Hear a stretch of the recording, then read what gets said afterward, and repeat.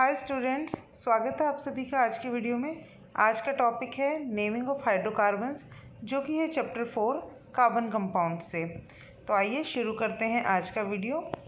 सबसे पहले हम बात करते हैं एक एग्जाम्पल से। ये टॉपिक है naming of hydrocarbons. Naming of hydrocarbons का मतलब है हाइड्रोकार्बन्स का नाम कैसे दिया जाता है। हमारे पास बहुत सारे हाइड्रोकार्बन्स होते हैं और उनके अलग अलग नाम होते हैं, तो वो नाम रखे कैसे जाते हैं। एक सिंपल एग्जांपल से हम समझते हैं कि अगर कोई स्टूडेंट है, उसका नाम है, स्कूल में उसका नाम है राजेश। अगर कई बार ऐसा होता है कि बहुत सारे बच्चों के घर के नाम अलग होते हैं, कुछ भी हो सकता है, टिंकू मिंकू, कुछ भी नाम हो सकता है उसका। तो घर का नाम एक कॉमन नाम है, घर का नाम कॉमन नेम एक अलग है, और जो बाहर जो उसका हर जगह ऑफिशियल नाम है वो उसका नाम अलग है।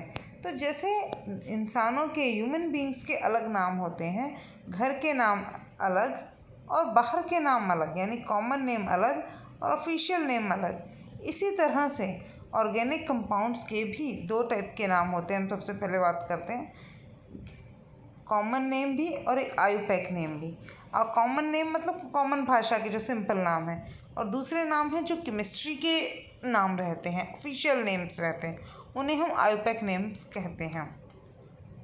क्लियर है। यहाँ पर आज की वीडियो में हम बात करेंगे बेसिक रूल्स ऑफ नेमिंग, कि आखिर क्या बेसिक रूल्स हैं। उनके अनुसार फिर हम कुछ कंपाउंड्स के नाम भी देखेंगे कि कैसे बनते हैं उसके नाम। ठीक है, तो सबसे पहले अब देखते हैं बेसिक रूल्स नेमिंग के क्या हैं। सबसे पहले, जब भी किसी ऑर्गेनिक कंपाउंड का नाम लिखना होता है, सबसे पहले ये देखना पड़ता है कि उस ऑर्गेनिक कंपाउंड में कितने कार्बन एटम्स हैं। यानी कि अगर एक कार्बन एटम है तो उसका नाम हमेशा होगा मीथ, मतलब उसके सफिक्स अलग होंगे, वो एक अलग चीज़ है, लेकिन उसका एक जो बेसिक जो नाम होगा वो मीथ। अगर किसी के भी नाम में मीथ आ रहा है, इसका मतलब उसमें एक ही कार्बन एटम है, सिर्फ एक। जैसे कि एग्जांपल आप देखिए, अगर हमने एक पढ़ा हुआ है कंपाउंड, हमने पढ़ा है मीथेन। ये बहुत कॉमन कंपाउंड है, हमने कई बार पढ़ रखा है। अगर हम मीथेन कह रहे हैं, मीथ इसमें वर्ड आ रहा है, इसका मतलब इसमें एक ही कार्बन है, सिर्फ एक कार्बन। हमें पता हो या ना पता, अगर हमें याद है मीथ एक कार्बन के लिए होता है, तो इसका मतलब है कि मीथेन में एक ही कार्बन है, इसीलिए उसका नाम मीथ वर्ड जो आ रहा है इसके अंदर यूज़ हो रहा है। ठीक है। सिमिलरली दूसरा देखिए, दूसरा हमारे पास है एक कार्बन एटम के लिए तो हो गया मीथ, दो कार्बन एटम यदि हैं तो हमारा वर्ड हो जाएगा ईथ। तीन कार्बन एटम हैं तो प्रॉप, चार कार्बन एटम हैं तो ब्यूट। BUT स्पेलिंग है, लेकिन इसको प्रोनाउंस ब्यूट किया जाता है, BUTE, ये इसको प्रोनाउंस किया जाता है। पांच कार्बन एटम हैं तो पेंट।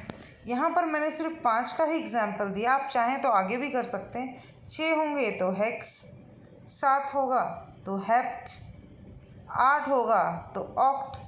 इस तरीके से जैसे आपके मैथ्स में होता है पॉलीगन्स के लिए हम यूज़ करते हैं पेंटागन, हेक्सागन, ऑक्टागन, इसी तरीके से यहाँ पर भी जितने नंबर ऑफ कार्बन एटम्स होंगे उसके आधार पे हमें बता दिया जाएगा कि उसका नाम क्या होगा। तो ये अगर आपको बेसिक जो वर्ड्स हैं, अगर ये आपको ध्यान रहेंगे तो आपको कोई प्रॉब्लम नहीं होगी, आप आसानी से कोई भी वर्ड कर सकते हैं। ये इसलिए 5 आपको ध्यान होने चाहिए, और बाकी भी जो मैंने आपको बताए हैं, हेक्स, हेप्ट, ऑक्ट, 9 के लिए नोनोगन, नोन, NON, 10 के लिए डेकेन, तो DEC उसका बेसिक वर्ड होगा। तो उससे हम वर्ड्स उससे हम नेमिंग आसानी से कर पाएंगे। तो ये आपको थोड़ा सा लर्न करना पड़ेगा। अब अगला पॉइंट देखते हैं, क्या रूल है बेसिक रूल नेमिंग का। अगला है कि सैचुरेटेड हाइड्रोकार्बन्स। सैचुरेटेड हाइड्रोकार्बन्स की नेमिंग कैसे होती है। अब हमें याद है कि सैचुरेटेड का मतलब क्या हुआ, एस से सैचुरेटेड, एस से सिंगल, यानी कि सिंगल बॉन्ड, इसके अंदर सिंगल बॉन्ड। अगर कोई कंपाउंड हम कहते हैं कि सैचुरेटेड है, इसका मतलब उसके अंदर केवल सिंगल बॉन्ड है। तो इस इंडिकेटेड बाय वर्ड एन। ये एक बहुत इम्पोर्टेंट चीज़ है।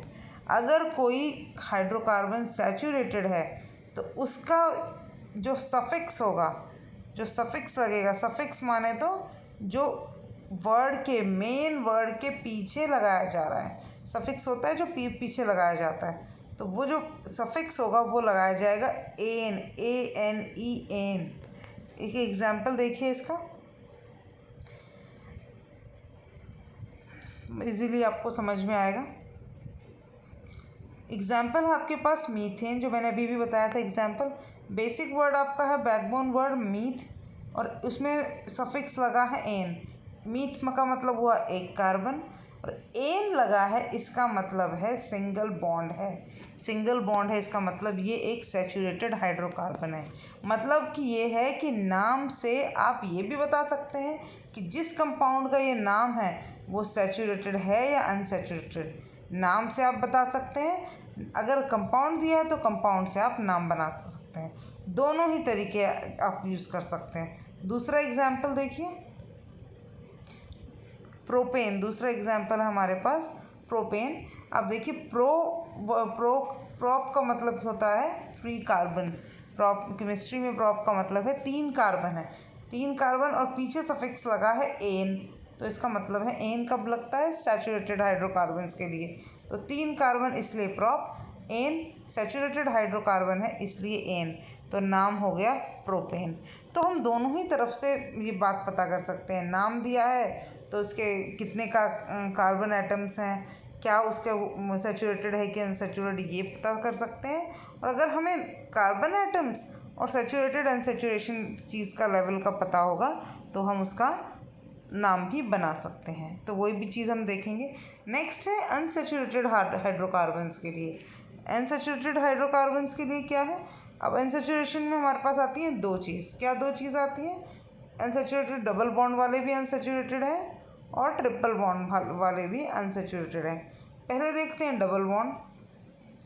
डबल बॉन्ड जब भी किसी कंपाउंड में आएगा तो उसके जो नाम होगा, उसका जो सफिक्स होगा वो ईन बन जाता है, ENE, ईन।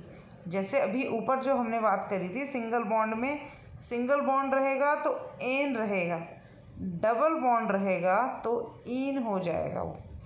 ठीक है, तो सिंपल नाम है। नाम हमारे पास एग्जांपल है, अगर 2 कार्बन का कंपाउंड है तो ईथ उसका बेसिक वर्ड, क्योंकि 2 कार्बन के लिए ईथ वर्ड यूज़ होता है, और डबल बॉन्ड यदि है उसमें तो ईन बन जाएगा, नाम बन जाएगा ईथीन, इसलिए नाम ईथीन बन जाएगा। 2 कार्बन, ईथ है तो 2 कार्बन, ईन है मतलब डबल बॉन्ड।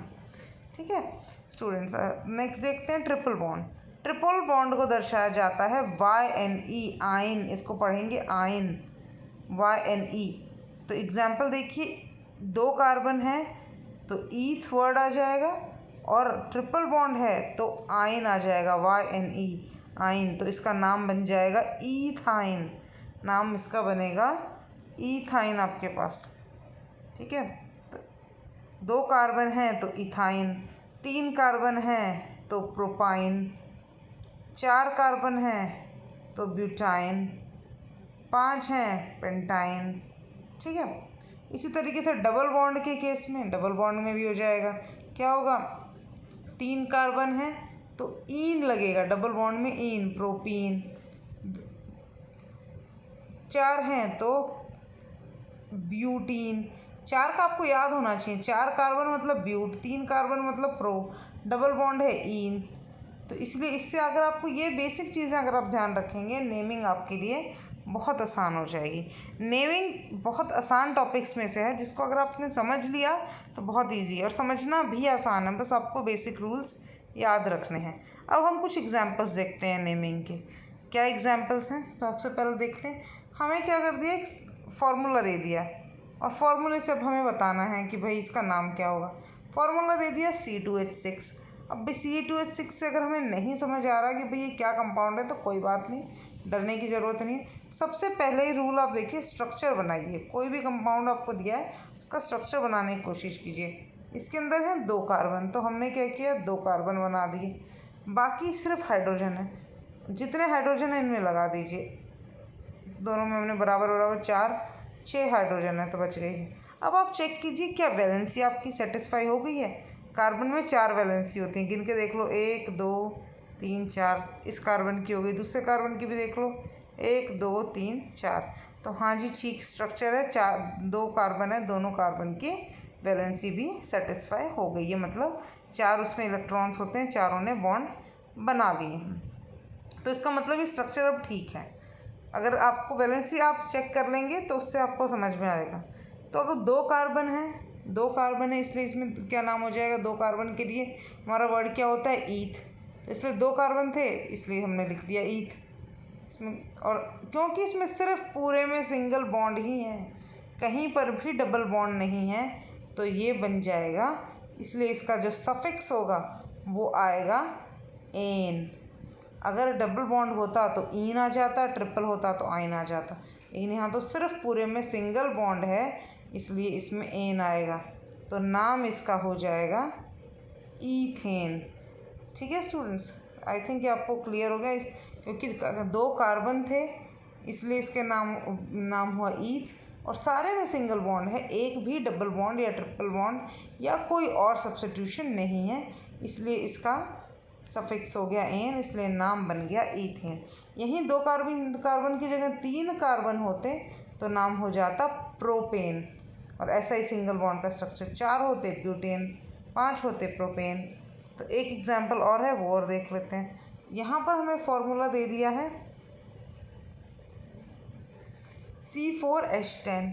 अब C4H10 है, वही चीज़ हमें करनी है। हमें नहीं पता ये क्या चीज़ है, क्या नाम है। हमने सबसे पहले बनाया इसका स्ट्रक्चर, तो हमने 4 कार्बन ले लिए, चारों कार्बन और जितने उनकी वैलेंसीज़ को सेटिस्फाई कर दिया।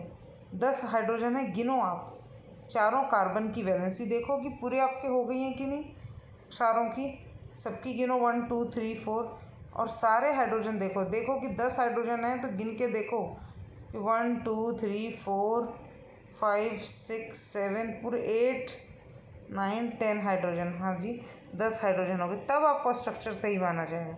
हमने देखा चारों कार्बन हो गए, 10 हाइड्रोजन हो गए, डबल बॉन्ड की कोई ज़रूरत नहीं, सारे में सिंगल बॉन्ड ही हैं, सिंगल बॉन्ड है। इसका मतलब इसका सफिक्स क्या हो जाएगा, रिकॉल करो, सिंगल बॉन्ड के लिए क्या है हमारे पास, एन।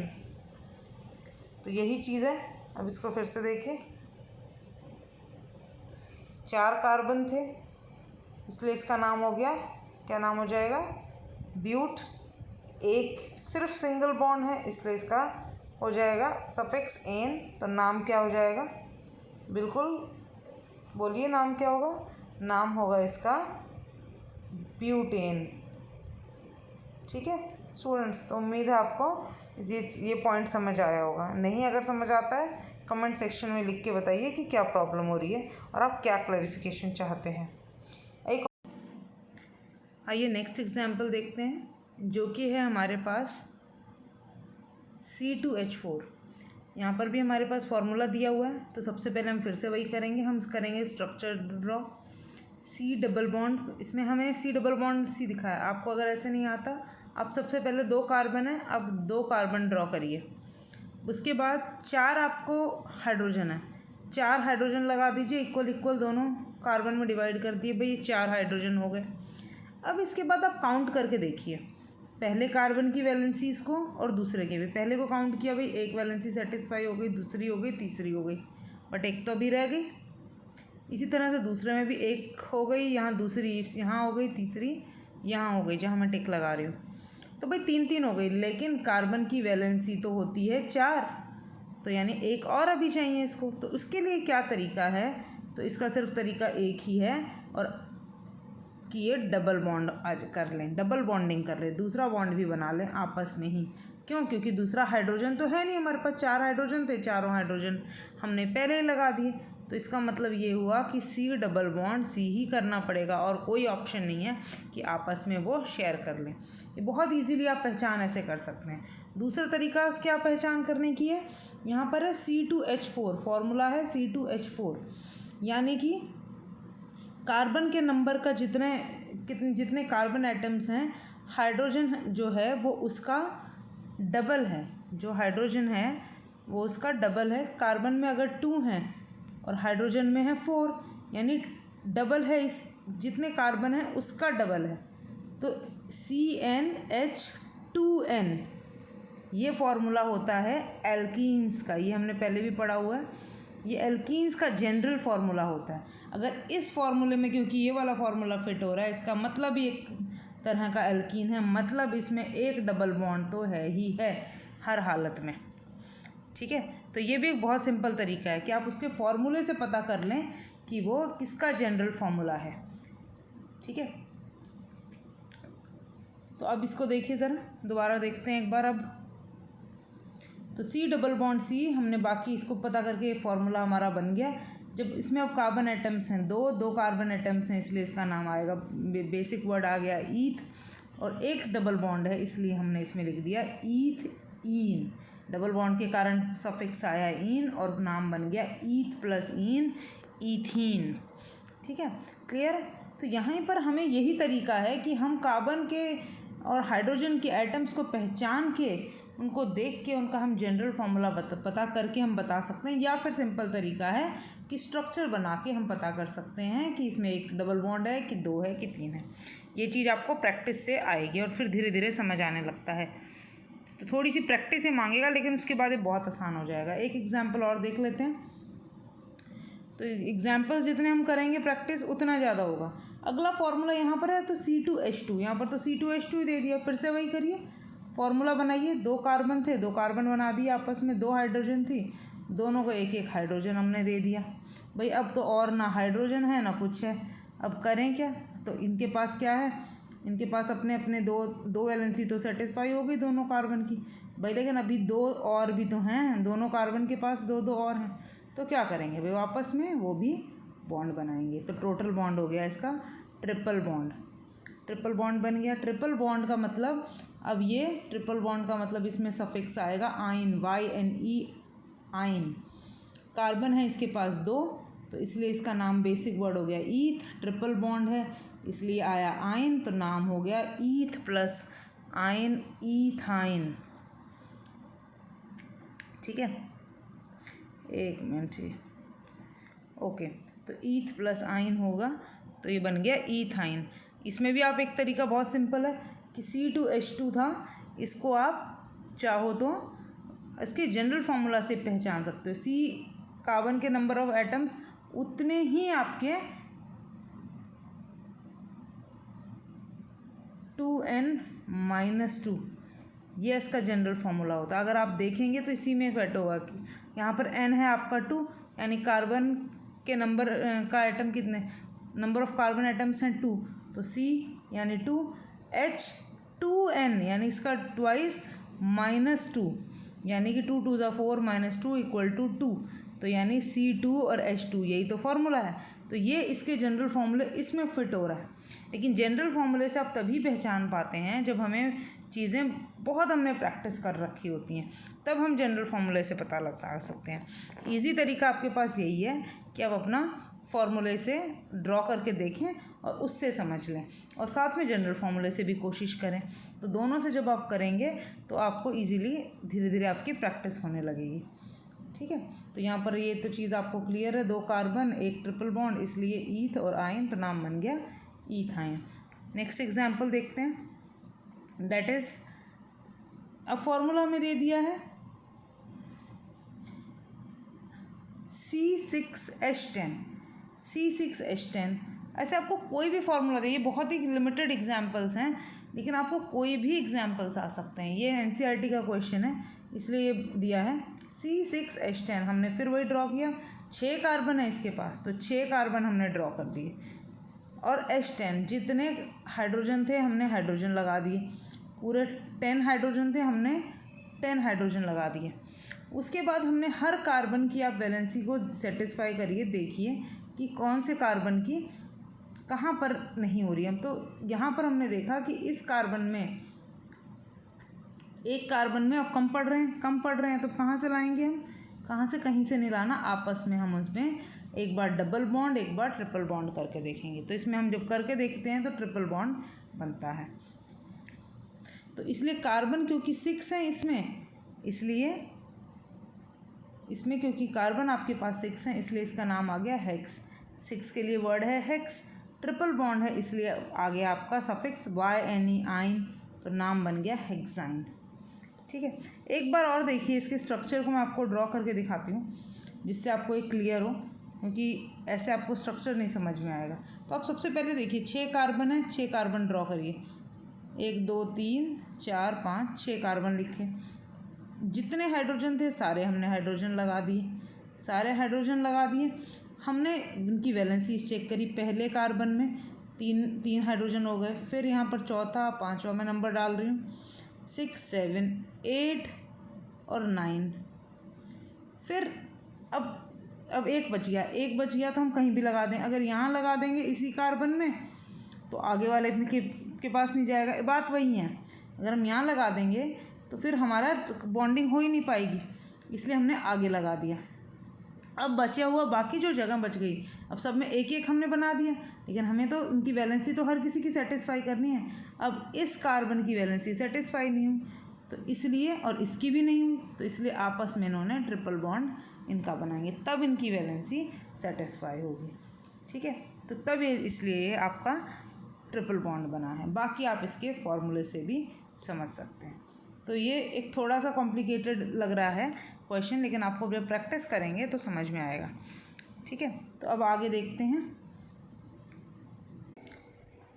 ऑर्गेनिक कंपाउंड्स की नेमिंग में ही आगे देखते हैं कि अगर फंक्शनल ग्रुप्स हों तो हम कैसे नेमिंग करेंगे।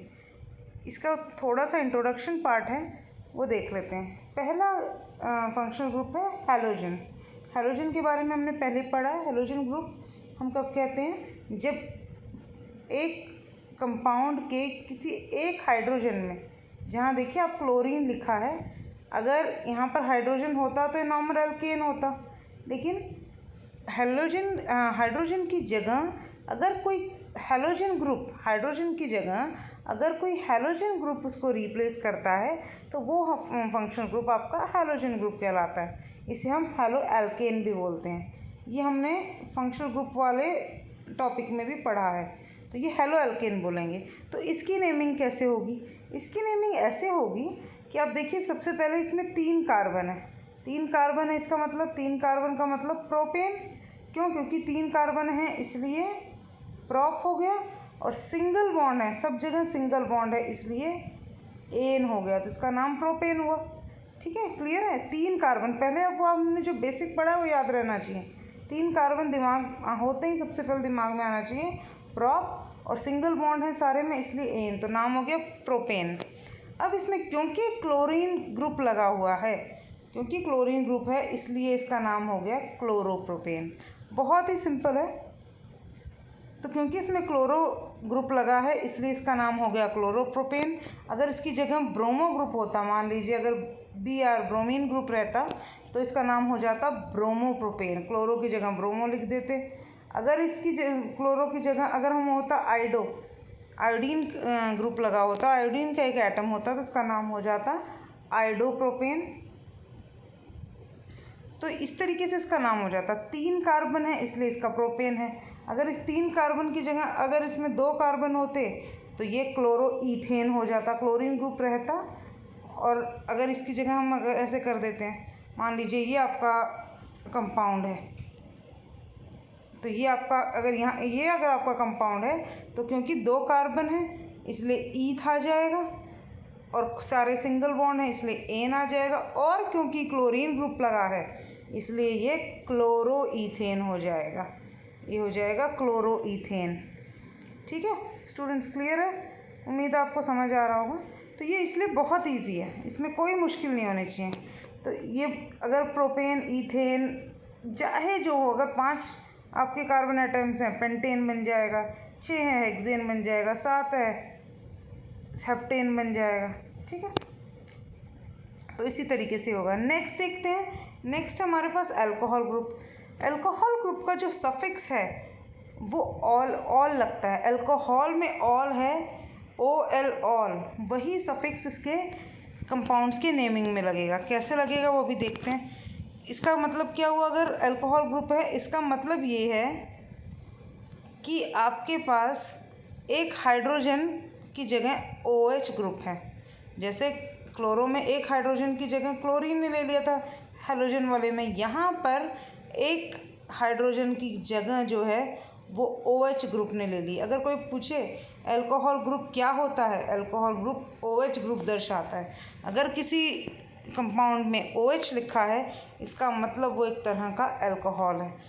ठीक है, तो ये देखिए जैसे इसमें 3 कार्बन है, 3 कार्बन चेन हो गई तो प्रोप आ गया। 3 कार्बन है इसलिए इसका नाम प्रोप।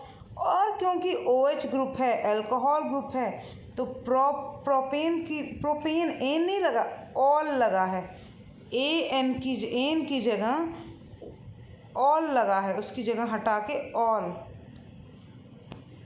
क्योंकि ये अल्कोहल है तो अल्कोहल प्रोपेनॉल। 3 कार्बन है तो प्रोपेनॉल बन गया। 2 होते तो इथेनॉल बन जाता, इथेन नहीं है क्योंकि यहाँ पर ऑल अल्कोहल ग्रुप है। 3 हो गए तो प्रोपेनॉल, 4 हो गए तो 4 के लिए होता है ब्यूट, तो इसलिए क्या बन जाएगा ब्यूटेनॉल। 5 होगा तो पेंटानॉल। सब में ऑल लगेगा, जो भी इसका सफिक्स है इसमें OL है तो ऑल लगेगा। क्लियर है? तो बहुत इजी है ये भी। तो आई थिंक इसको आपको समझ आ रहा होगा। नहीं आ रहा है तो आप लिख कर बताइए आपको क्या परेशानी होगी। ठीक है, नेक्स्ट देखते हैं और जो ग्रुप्स हैं और हमारे पास फंक्शनल ग्रुप्स हैं उसके एग्जांपल्स देखते हैं। नेक्स्ट आता है हमारे पास एल्डिहाइड ग्रुप। एल्डिहाइड ग्रुप में क्या है, एल्डिहाइड ग्रुप का सफिक्स होता है AL। ग्रुप क्या होता है हमारा CHO, ये हमारा एल्डिहाइड ग्रुप होता है। पूरा लिखा होगा CHO, लास्ट का जो पूरा CHO गोला लगाया मैंने, ये एल्डिहाइड ग्रुप है। ठीक है, तो इसमें भी आपका क्या है, अब इसका सफिक्स होता है AL, L पढ़ते हैं इसको। 3 कार्बन है तो प्रोप नाम होगा। बहुत ईजी है, देखिए हर जगह वही नाम है, 3 कार्बन हर जगह प्रोप। लेकिन यहाँ एल्डिहाइड ग्रुप है, CHO ग्रुप है, यानी एल्डिहाइड है जिसका कि लगता है AL, तो प्रोपेनल होगा, प्रोपेनॉल नहीं नल। अल्कोहल में OL लगता है, एल्डिहाइड में AL लगता है। अगर ये अल्कोहल होता प्रोपेनॉल बनता, अब ये एल्डिहाइड है तो प्रोपानल बना है। 3 कार्बन है प्रोपानल, 2 कार्बन होते तो बोलिए क्या होगा, होता इथेनल, इथेनल। 4 कार्बन होता तो ब्यूटेनल। ठीक है, 5 होता तो पेंटानल। ठीक है, सब में अल लगेगा, AL लगेगा। ठीक है, ओके। नेक्स्ट देखते हैं, डेट इज कीटोन। अगला फंक्शनल ग्रुप है हमारे पास कीटोन। कीटोन में क्या है, ओन लगेगा, कीटोन, उसमें भी ON लगेगा। अब ये फंक्शनल ओन क्या होता है, ओन फंक्शनल ग्रुप, ये भी हमने फंक्शनल ग्रुप्स के टॉपिक में पढ़ा था। C डबल बॉन्ड O अगर है तो वो कीटोन बन जाता है। लेकिन देखिए आप, अगर CHO ग्रुप होता है तो वो एल्डिहाइड होता है, C डबल बॉन्ड O और साथ में अगर H है तो ये आपका एल्डिहाइड हो जाता है। लेकिन सिर्फ C डबल बॉन्ड O है तो ये आपका कीटोन होता है। ठीक है, तो थोड़ा सा फ़र्क है, एल्डिहाइड में C डबल बॉन्ड O लेकिन साथ में H भी होना चाहिए, लेकिन कीटोन एल्डिहाइड में, लेकिन कीटोन में सिर्फ C डबल बॉन्ड O। इसलिए आप देखिए C double bond O centre में है। अगर साइड वाले कोई से भी कार्बन पे C डबल बॉन्ड होता तो वो CHO हो जाता। कैसे हो जाता एक बार देखिए। अब देखिए, अगर सेंटर को पे ना होके अगर यहाँ पर मैं डबल बॉन्ड O लगा देती, एक H यहाँ पे हो जाता, ये H हट जाता क्योंकि वैलेंसी सेटिस्फाई हो जाती, ये भी एल्डिहाइड बन जाता। और इस साइड होता यदि तो भी एल्डिहाइड बन जाता, तो ये फिर एल्डिहाइड ग्रुप ही होता, ये कीटोन ग्रुप नहीं बन पाता। इसलिए सेंटर वाले कार्बन पे जब CO है, सिर्फ CO है, H का तो ऑप्शन ही नहीं है, तो इसलिए ये किसका मतलब ये कीटोन ग्रुप है। तो इसलिए अगर 3 कार्बन है और उस फंक्शनल ग्रुप के कार्बन को भी आपको काउंट करना है। ऐसा नहीं है फंक्शनल ग्रुप के कार्बन को काउंट करेंगे, कह देंगे नहीं हम तो इसमें 2 कार्बन है, नहीं। जब फंक्शनल ग्रुप का कार्बन है आप उसको भी काउंट करेंगे और तब कार्बन के नंबर को काउंट करेंगे, उसकी कितने टोटल कार्बन है उसको काउंट करेंगे। 3 कार्बन है इसलिए इसका नाम हो गया प्रोप आया। और कीटोन का सफिक्स होता है ओन, तो बन जाएगा प्रोपेनॉन। ठीक है, अगर यहाँ पर 3 की जगह 4 कार्बन होते तो क्या बनता, ब्यूटेनॉन। 5 होते तो पेंटेनॉन। वही है, वही चीज़ आपको फॉलो करनी है, बस आपको सफिक्स ध्यान रहने चाहिए। लेकिन अगर 2 कार्बन होते तो क्या होता, आप खुद सोचिए। यदि अगर 2 कार्बन हैं तो क्या होगा, क्या तब भी ये इथेनॉन बन जाएगा? अगर 2 कार्बन हैं मेरे पास तो क्या इथेनॉन बनेगा? अगर 2 कार्बन है तो अगर मैंने डबल बॉन्ड ओ यहाँ लगाती हूँ मैं एक तरफ, तो बच गया 1 2 3 कार्बन की हो गई 1 2 3, चौथी जगह H, ठीक है, चौथी जगह H लगाया और बाकी दूसरे कार्बन की भी हमने सारी वैलेंसी हाइड्रोजन से सेटिस्फाई कर दी। तो क्या ये कीटोन है? ध्यान से देखिए, हमारा CHO ग्रुप बन गया है, CHO। तो इसका मतलब ये एक तरह का एल्डिहाइड बन गया है, ये इथेनॉल हो गया, 2 कार्बन है, तो ये कीटोन नहीं है, ये एल्डिहाइड है। यही चीज़ अगर दूसरे वाले इस साइड करेंगे तब भी वही चीज़ होगी। इसलिए कीटोन ग्रुप जो है वो 3 कार्बन से ही शुरू होता है। 2 कार्बन वाला कंपाउंड तो आपका एल्डिहाइड बन जाता है, वो कीटोन नहीं होता, क्योंकि इसमें CHO ग्रुप है साइड में, क्योंकि एक हाइड्रोजन भी है। लेकिन इसमें हाइड्रोजन का कोई ऑप्शन नहीं है, कोई जगह नहीं है, इसलिए H की कोई पॉसिबिलिटी नहीं होती, सिर्फ C डबल बॉन्ड O है, इसलिए ये कीटोन ग्रुप है।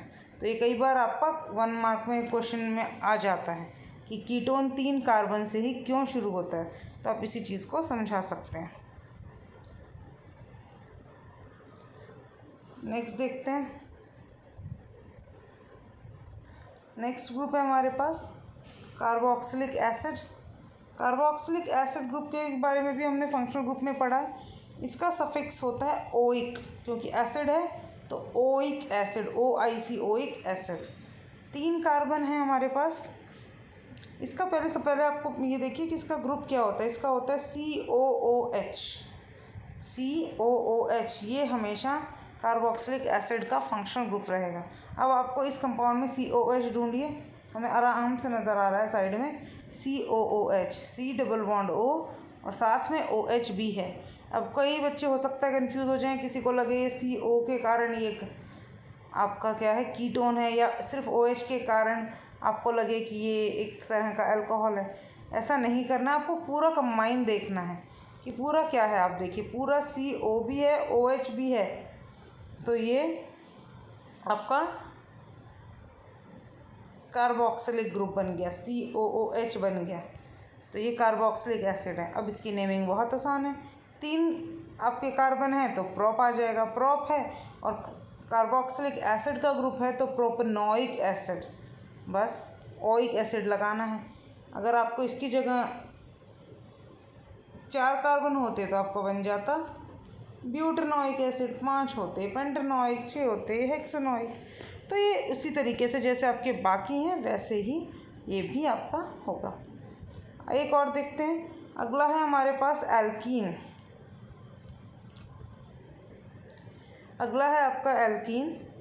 एल्कीन में क्या है कि एल्कीन, ईन हमने बताया था, ईन होता है डबल बॉन्ड के लिए, ईन होता है डबल, सफिक्स आ जाएगा ईन। एल्केन में सब में एन लगता है, लेकिन अगर डबल बॉन्ड है तो ईन लगेगा। कैसे है, यहीं पर आपको दे रखा है C डबल बॉन्ड C। अगर डबल बॉन्ड है तो बन जाएगा, 2 कार्बन है तो बन जाएगा ईथीन, ये बन गया ईथीन। अगर 3 कार्बन है, 3 कार्बन है तो आप देखिए ये हमारे पास 3 कार्बन, अगर आप थोड़ा सा भी अगर आपने ध्यान से देखा तो आप इसमें मिस्टेक ढूंढ सकते हैं। हम एल्कीन की बात कर रहे हैं, डबल बॉन्ड तो हमें कहीं नज़र नहीं आ रहा, तो अब आप खुद ढूंढेंगे यहाँ पे कि इसमें डबल बॉन्ड कहाँ लगेगा। इसमें भी आप ढूंढ सकते हैं। आप देखिए सबसे पहले 3 कार्बन है, किस कार्बन की वैलेंसी सेटिस्फाई नहीं।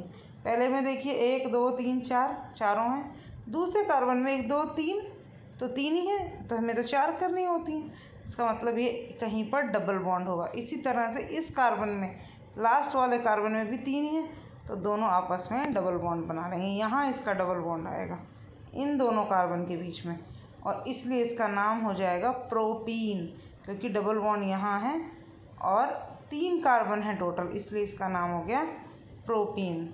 ईन लगेगा, 3 है कार्बन है, प्रोपीन 2 होंगे, ईथीन 3 होंगे, प्रोपीन 4 होंगे, ब्यूटीन 5 होंगे, पेंटीन इसी तरीके से। ये आपका 6। एक ग्रुप आपका और है, वो क्या ग्रुप है? 7th नंबर आपका है एल्काइन। ये भी मैंने आपको पहले भी बताया हुआ है। एल्काइन, एल्काइन का मतलब है C डबल बॉन्ड की जगह ट्रिपल बॉन्ड। आइन का होता है ट्रिपल बॉन्ड है आपके पास इसमें। इसका भी एक एग्जाम्पल देखिए, क्या एग्जाम्पल है आपके पास? 3 कार्बन, 2 कार्बन का ही देखिए, C ट्रिपल बॉन्ड तो 2 कार्बन है, 2 कार्बन है, इसका मतलब क्या है? ईथ। और इसमें ट्रिपल बॉन्ड है तो क्या बन गया? आइन। तो इसका बन गया नाम इथाइन। है मुश्किल? कोई मुश्किल नहीं है। 2 कार्बन है इसलिए इसका ईथ आया, ट्रिपल बॉन्ड है इन दोनों के बीच में इसलिए सफिक्स आया आइन, नाम बन गया इथाइन। एक एग्जाम्पल और देखते हैं 3 कार्बन वाला। क्या है वो हमारे पास? क्या 3 कार्बन बनाते हैं? 3 कार्बन एक जगह ट्रिपल बॉन्ड बनाते हैं तो 3 कार्बन हो गया तो प्रोप, क्योंकि ट्रिपल बॉन्ड है इसलिए प्रोपाइन। 4 कार्बन अगर इसी की तरीके से होंगे, 1 2 3 4, ट्रिपल बॉन्ड है एक जगह कहीं पे तो इसका नाम हो जाएगा ब्यूटाइन। 5 होंगे तो बन जाएगा पेंटाइन। तो सिमिलरली आप कर लेंगे ऐसे। तो यही आपके बेसिक फंक्शनल ग्रुप्स हैं और इनके सफिक्स और एक बेसिक नेमिंग ये होती है। इसके अलावा नेमिंग और भी बहुत ज़्यादा डिटेल्स हैं। जब कभी फंक्शन कार्बन चेन्स ब्रांच्ड होती हैं उसके एक अलग अलग तरह की नेमिंग होती है, लेकिन बेसिक एक तरह का एक बेसिक जो स्ट्रक्चर बच्चों को 10th क्लास तक सीखते हैं वो ये है।